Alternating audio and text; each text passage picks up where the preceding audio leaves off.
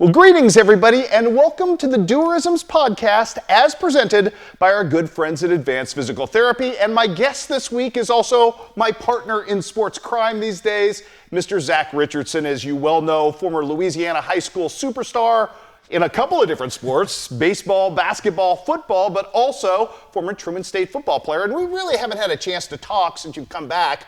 What's it like being home, and what's been the reaction for the folks in Louisiana seeing you on TV, and for your folks, obviously? Oh, it's been great, just going back home to cover the football team, Chris, it's seeing a great picture at the coach of the Dogs now, and that's a guy who I played with in high school, so it's weird to see that and see those younger guys. But, being back home and seeing the support I have there from everyone that watches, I get stuff on Twitter and text messages, and the support's been great, and I just love it.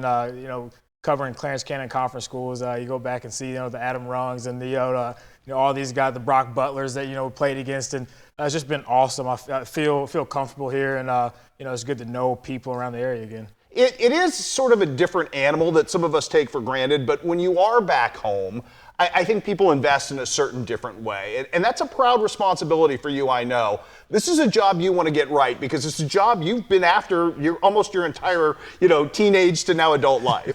Yeah, for sure. It's like you said, it's so important to me, especially now being back home, when I go out and do those, talk to those people, do those stories, want to make sure I'm giving them what they want. Obviously growing up, watching you do it for so many years, I saw what you did for us in Louisiana and surrounding areas, now, like I said, it's personal for me to do the best I can to mimic what you've done for us to now the Tri-States. Well, you had a great experience over with our good friend Fred Beck in Kirksville the last couple of years, who's as good as there is in the business and a super, super dude on top of everything.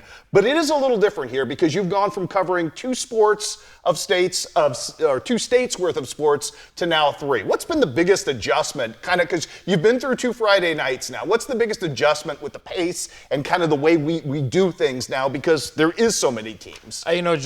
Now instead of going on Friday nights, instead of going to one game, you have to have a time schedule. I have to try to plan it out. I've got to be gone by, this time, whatever. But it's been fun. It's been busy, but it's been fun just to go out and see so much great football on Friday nights. Obviously enjoy the game, enjoy being around it. Wish I could sit around and watch it a little more, but it's fun to get out there and get that coverage. It's been a blast. You're a Pike County kid at heart from the time you grew up to now.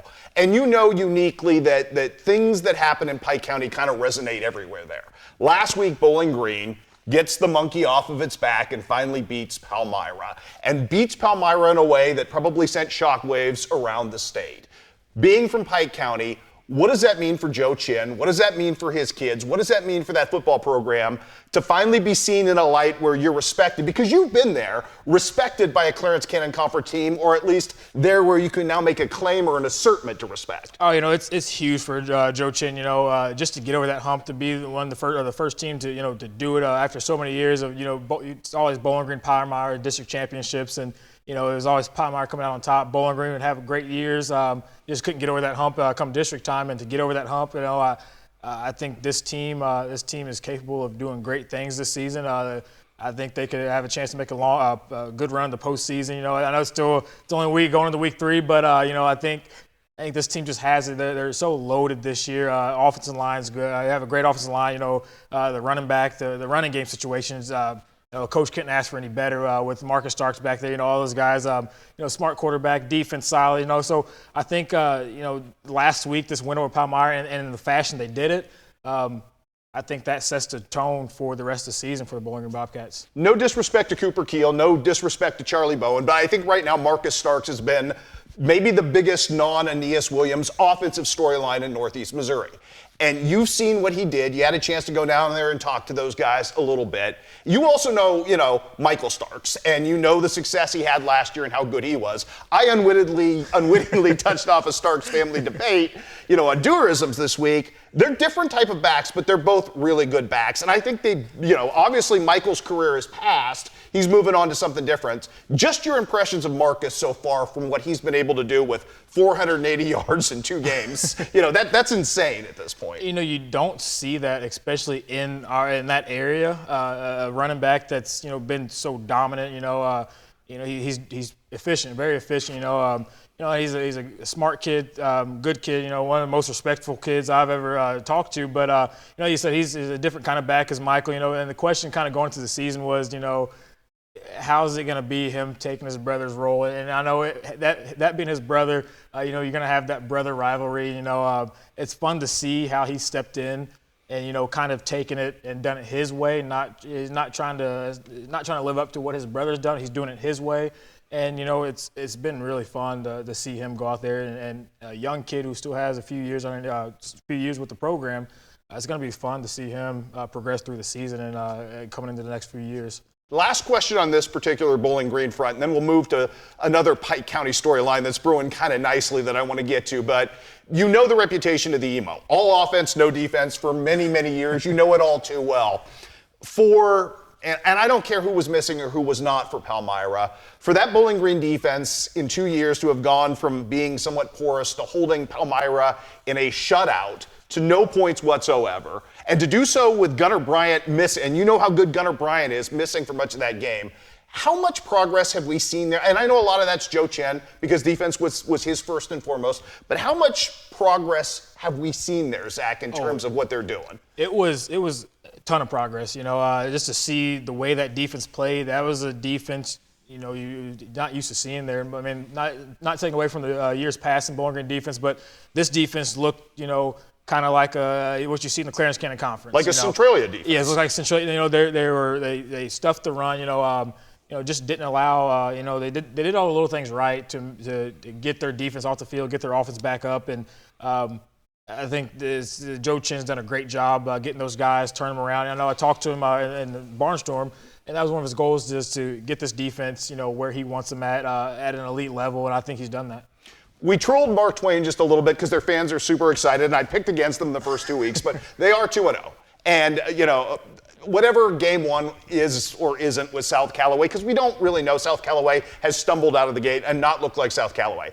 Last week going on the road to Lexington and winning the way they did, and Lakota Preston having 2 kickoff returns for touchdowns, and the number of weapons they have, and the start Landon Moss is off to. Mark Twain is its own unique Rawls County entity as it is, but they love football there. Is the world better when Mark Twain is good at football? Oh yeah, it's like you said, they love it there, and it's good to see. It's good to see them have the success early on in the season, and just to have it back like that. I can remember, Mark Twain. No matter what the seasons were like, they kind of struggled a little bit in their last few years in the Clarence Canyon. Go to the EMO and find some success there, and now. It's not just it wasn't just a few good years of success. It's carrying over, and this team looks really good this year. You're tight with Greg Pitzer, so you know what the alumni thing is. For Austin Leak to come home off that great Bowling Green staff as he was last year, to have that success, what does that mean for a hometown guy? Because you're kind of doing that now in the television realm. He's doing it football-wise coming home. It's for a hometown guy. It can sometimes put a lot of pressure on you. To step back in. This is our guy from here to do it. And but I know Coach Lee's got to be feeling great to come back to his hometown where he grew up, played ball at. To bring his team and pick up 2 early wins in the season and show that Mark Twain football is for real. He's got to be feeling great. So you love football. You've loved football from a very early age. Every so often we get a special team around here, and that special team this year seems to be the Hannibal Pirates, with everything they've got, with the 2 great games, and I don't even think they played particularly well offensively against Jeff City, but man, were they good still nevertheless. Good second half offensively, great defense. From the standpoint of teams you've seen, is this Hannibal team up there with some of the best Clarence County Conference teams, some of the best Hannibal teams you've seen in your lifetime around here, just based on what you've seen so far? I mean, for no doubt. First, Aeneas Williams, you don't see a kid like that. We could go another couple of decades and not see a kid like that anywhere in our area. It's the Mikey Smith principle, obviously. They're once in a lifetime. Just to have a kid like that that's so gifted and blessed with talent. But it's not just him on that program. Cortland Watson's a quarterback position, a smart kid. He knows when to tuck. He knows when to get rid of it. He's just a smart football player and make plays. But that entire team has playmakers, and I think this team is special. I want to say, over the years, they haven't, had trouble getting over that hump. But I think I've talked to some coaches, Hannibal. I think this year's team is special. They have all the pieces, right pieces. They can, put it together and keep it going. This is one of those top teams I've seen, throughout any conference.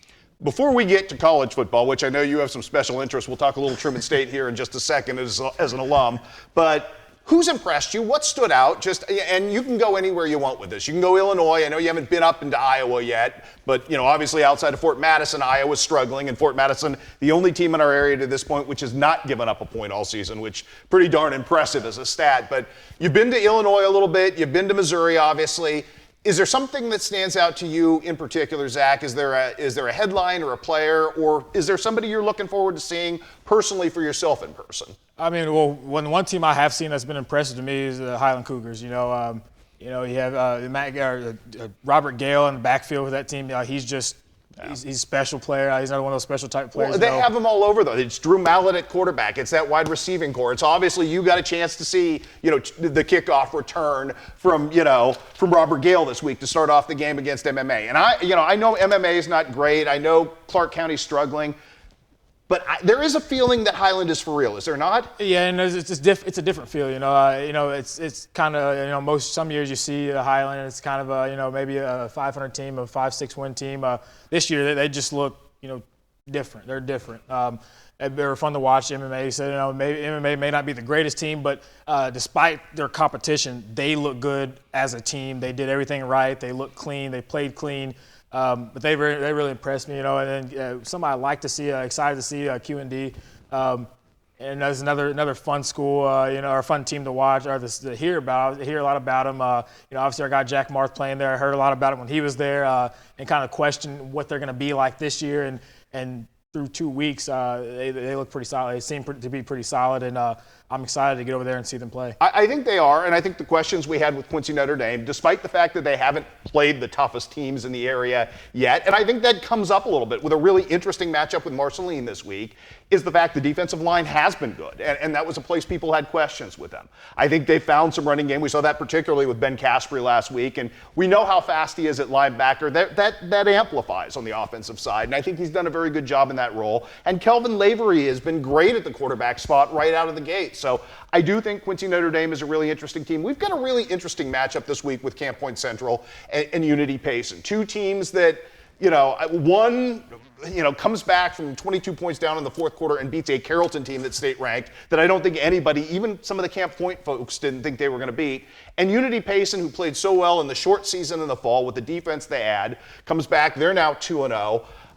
Just from a standpoint of getting a taste of a rivalry like that, if you get the chance to go there this week, just to see it from the other side of the border, that's fun and different. How do you kind of approach a new rivalry like that? And, when you see guys like Riker Triplett and guys that you haven't seen yet just on film, is there an excitement level with that for you, Zach, because you have heard their names for a couple of years now? Oh, yeah, and you hear those names and you kind of wonder, you hear the hype, it's like, do they live up to that hype? And, really excited to have a chance to see them play, just to see what they're about. Obviously, great ball players. They're going to be great game to see and hear about. But definitely excited to get to see what they're about.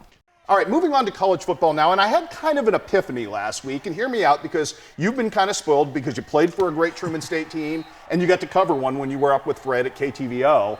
The dark clouds around here for local college football have been gathering for a while, and yet this past weekend we saw arguably the best offensive half of football for a Quincy University team since, the Nick Lonergan era, with Teon Harris throwing the ball all over the field. And we saw Culver Stockton finally end that long losing streak to Mid-America Nazarene, which dates back to 1992.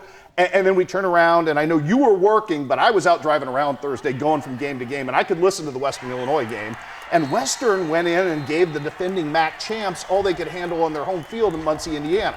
So does it feel a little bit like the dark clouds may be lifting for local college football? It really does. There's been a lot of local college football around here. You kind of hear the talk of, not very successful. But, and starting with the QU game, although they lost, like you said, probably the most exciting offensive half you've seen from QU in years. And that's a good sign. It's a good sign for Coach Bass over there, and happy to see that. I think, that's a good week one. Gives them time to, they see what they're capable of, clean some things up, and then with Culver. Let me ask, just while you're here, because you know that conference very well, they have drastically improved their receiving core.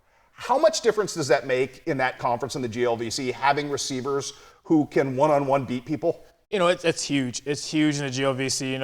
Us at Truman, we were a run team, but we had to learn to throw the ball a little bit because it's to win in that conference. You have to be able to throw and catch the ball. You're the box packed on you, aren't you? Yes. So yeah, but I mean, you saw that. Yeah. Having transformational wide receivers makes a difference. And I was excited to see that early in the season, talking to Coach Bass and hearing the recruits coming in. I was excited to hear that and kind of was happy or wondering what would it be like with this new receiving core coming in. Culver Stockton being good changes the equation a lot too, doesn't it? It does, and seeing them win last week, to break that streak was amazing. Just to have a streak or have a team you haven't beaten in X amount of years and so long. 26, 27. It's just I know I have a couple friends there at school there, and seeing the excitement in the locker room. Happy to see those guys be able to celebrate that win, and I think like most teams that go through that situation. That's going to help you throughout the rest of the season. You're going to build up that momentum and go into the season and keep finding success. Well, keep up the great work here. We love having you here. It's been great having you back home, and you've been a huge asset to me.